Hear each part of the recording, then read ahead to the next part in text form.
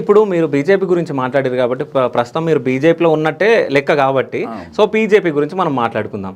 So BJP BRS అంటే పొత్తులోకి రాబోతున్నాయి అంటే ఆంధ్రప్రదేశ్లో పవన్ కళ్యాణ్ ఎట్లయితే టీడీపీని బీజేపీని ఎట్లా కలిపిండో సేమ్ అది ఇక్కడ చేయబోతున్నారు పవన్ కళ్యాణ్ గారు. మధ్యలో ఉండేసి రెండింటికి పొత్తు కుదిరించి మళ్ళీ ఇక్కడ 3 పార్టీలు అలయన్స్గా ఉండి నెక్స్ట్ ఎలక్షన్లోకి రాబోతున్నట్టు నాకు అందిన ఇన్ఫర్మేషన్ అన్న.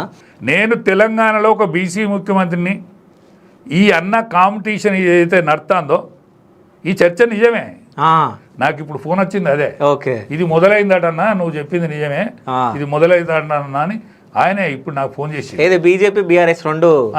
ఓకే, పవన్ కళ్యాణ్ నాయకత్వంలో జరుగుతుంది, పవన్ కళ్యాణ్ దీన్ని సారథ్యమైన చేస్తాడని ఇప్పుడే శేఖర్ ఇప్పుడు నేను చెప్పిన ప్రొఫెసర్ శేఖరే నాకు ఫోన్ చేసింది ఇప్పుడు. ఓకే, ఆయన ఇక్కడ అందరిని అనుసంధానం చేస్తాడు. ఓకే, ఇక్కడ కళ్యాణ్ మొన్న పురపాలక సంఘ ఎన్నికలనే ఆయన వచ్చేది ఉండే.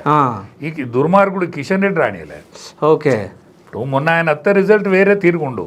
ఆయన సినీ గ్లామర్ ఉన్నది, ఆయన ఫాలోయింగ్ ఉన్నది, కాపు సామాజిక వర్గం మెజార్టీ ఇక్కడ కాపు సామాజిక వర్గం మెజార్టీ.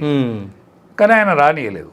కానీ కేంద్రంలో అమిత్ షా గారు కానీ లేకపోతే మోడీ గారు కానీ ఆయన ఎడల మంచి ఇది ఉన్నారు.